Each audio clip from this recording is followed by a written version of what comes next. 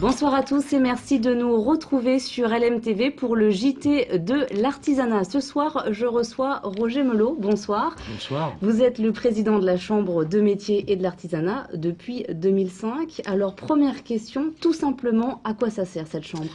Eh bien, écoutez, la Chambre de métiers, je crois que pour la compréhension de tout le monde, il faut l'assimiler à une mairie.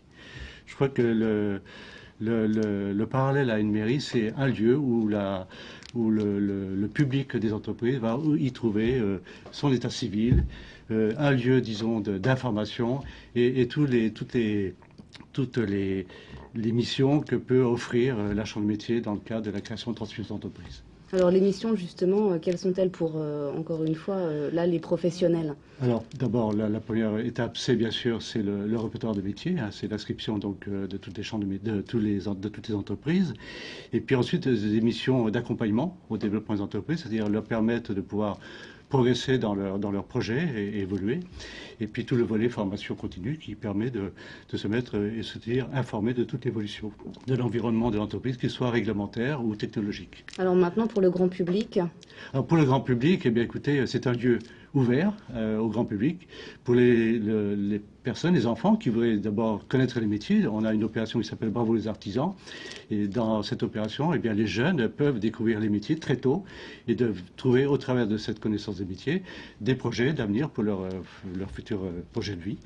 Et puis pour les adultes, eh bien, des lieux de renseignement sur tout ce qui est des projets de création d'entreprise. Et je pense qu'il faut se rappeler que 90% des Français eh bien, ont un projet de créer leur propre entreprise. Et je crois que là, il est important de pouvoir leur offrir tous les renseignements nécessaires à aboutir à l'aboutissement de ces projets.